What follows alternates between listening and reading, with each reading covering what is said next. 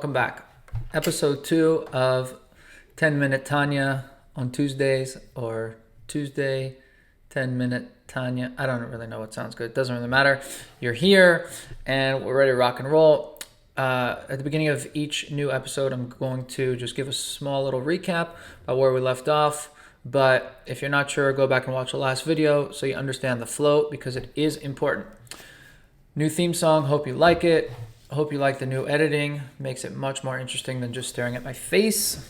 And also I know last video I kind of stared off to the side over here because I had my text over here. I moved it forward. I turned off my phone notifications. So hopefully it'll be better and more enjoyable this time. Okay, we left off with two main questions, right? We defined the 5 types of spiritual statuses you can be.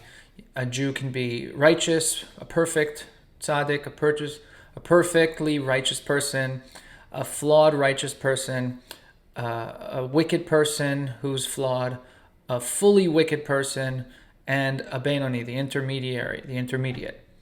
And so we defined those 5, and we had 2 questions, which were, firstly, what is a Benoni actually? Because if Rabbah, who was this great righteous person, as we know, mistook himself for a Benoni, then clearly a Benoni can't be what we think of when we think of an intermediate person, of someone who has half sins and half merits and is just Mr. Neutral. And number 2, it says that Hashem, God, implanted tzaddikim, righteous people, in each generation, which, kind of defies free will, right? Can we become righteous, or are we just born righteous? It kind of defies whether we have a choice or not. And so to answer these 2 questions, we're going to continue here and hopefully clarify for you. Now, every Jew has 2 parts to their soul. There's the nefesh elokit, which is this godly soul, or the spiritual soul within us, and the animal soul, the nefesh habahami. Now, these 2 souls basically rule over man. They determine whether man is going to go in the positive direction, a life of Torah and mitzvahs, of Jewish values, or whether the man is going to sin. But this is our spiritual makeup. Just like we said in the last video about the angel on one side and the devil on the other side, kind of whispering into man's ear all the time, trying to get man to determine, to do whatever each side wants it to do. So it's like a city with 2 mayors, and the same one city has 2 mayors, and sometimes this mayor speaks and that mayor speaks. But ultimately, it's the same city. That's how a Jew is made up.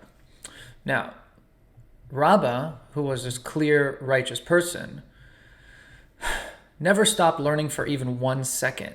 So much so that it says that the angel of death could not take him when it was time for him to pass, because he never stopped speaking words of Torah. For us, it's very hard to comprehend how someone like that could consider themselves a Benoni, right? Because we know that none of us do anything like that. We can't live like that. And if that were the case, we would all be wicked. We would all be Rishaim.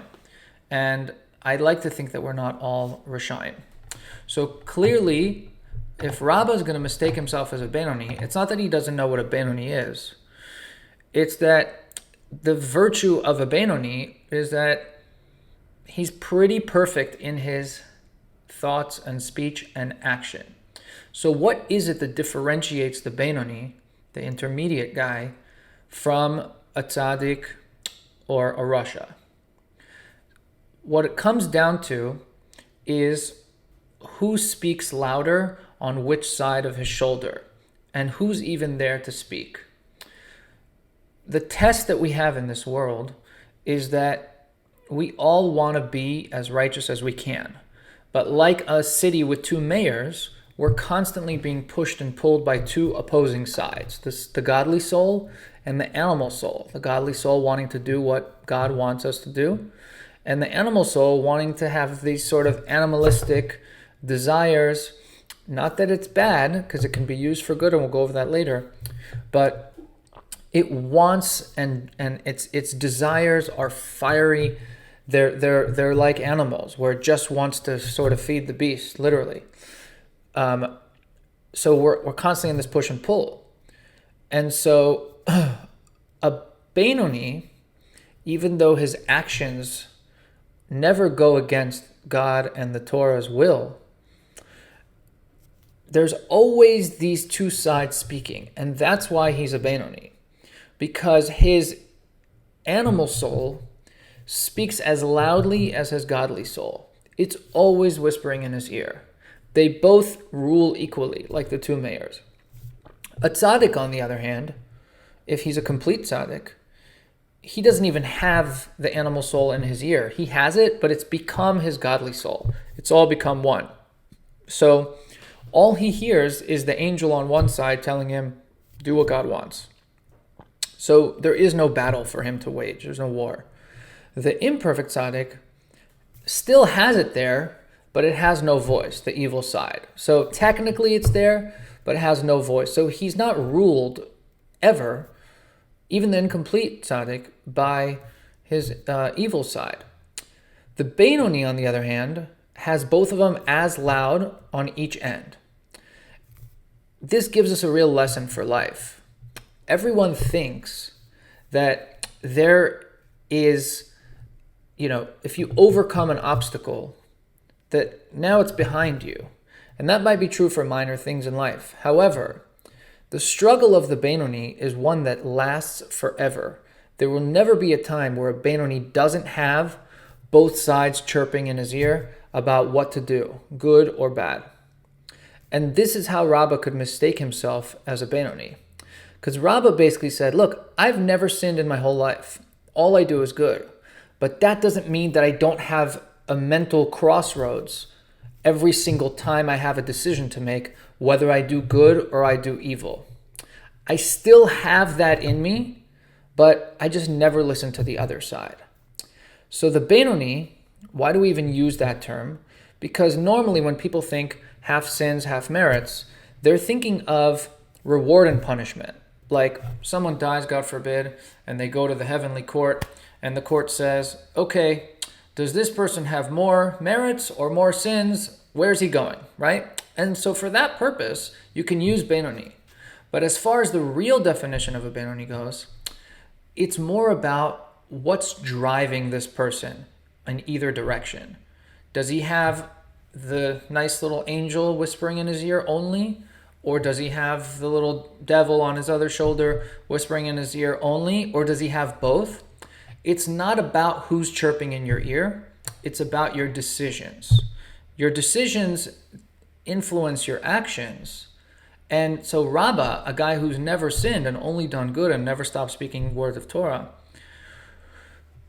could still be a Benoni. It just means he never listens to the other side, but it's always chirping in his ear. Now, on the flip side, a Rasha is someone who doesn't even have the angel on his other side. Or an incomplete Rasha has one, but he doesn't really have a voice.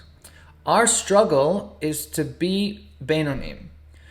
Why? And this is going to answer the question about the second question about how Hashem, God, planted the righteous in each generation. It says that the world can't exist without the righteous. Now that we know what righteous really means, we know that it means that you have to have either a Yetzer Hara that you can't hear, even though it's there, or it's non-existent. Like about David HaMelech, King David, it says that he killed his Yetzer Hara with 70 fasts. He fasted 70 fasts and he killed his Yetzer Hara, so he had none anymore, which made him a complete tzaddik. And so everything he did at that point, he was like a chariot to God's will. There was no way to sin because no one was chirping in his ear. But as far as the Benoni, we all have to understand that we're going to constantly have this push and pull of both sides because we have two souls. If we were just one part of our soul, everything would be an absolute. You're either this way or that way, and you can't be both at the same time. But the reality is that the Jew is made up of two parts. The animal soul and the godly soul. And those two are constantly battling. It's been 10 minutes, so I'm going to chill with this for right now. And hopefully we will pick up in the next lesson. See you guys next Tuesday.